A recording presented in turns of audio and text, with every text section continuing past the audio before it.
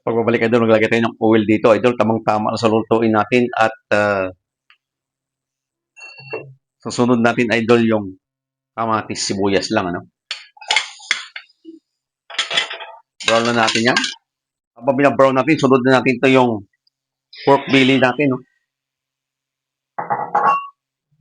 Brown din natin yan at titimplahan no, pressure cooker natin para mabilis at madali lang maluto no.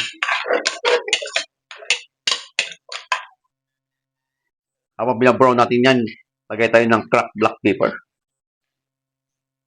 Hindi na tayo naglagay ng bawang niyan kasi mayroon tayong granules. Wow, sarap. Kompleto ricados na to, no? Ubusin natin ito isang sachet. Ubusin natin.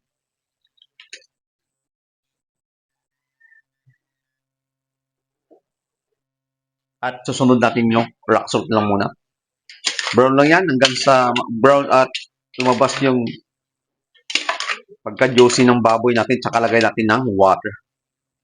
Pag lumabas na yung juicy ng baboy, lagay tayo ng water, no? Depende sa dami ng gusto nyo at palalambutin natin. Pagkatapos yan, takpan lang natin to, no? Palambutin natin sa freezer yung baboy natin at balikan.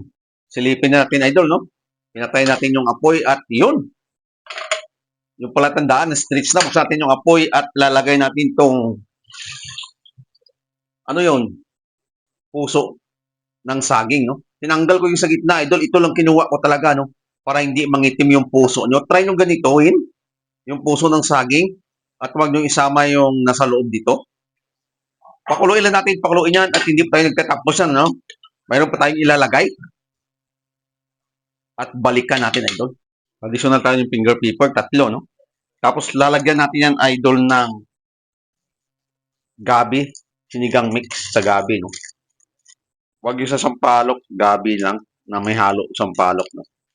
Depende sa gusto, marami ang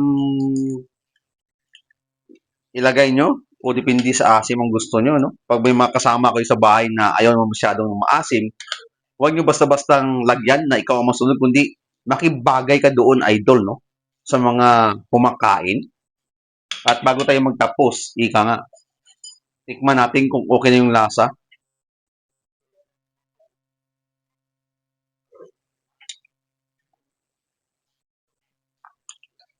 Tama lang, idol, at tara, luto na yung sinigang na baboy natin sa puso ng saging, mga idol. Bye-bye, kainan na.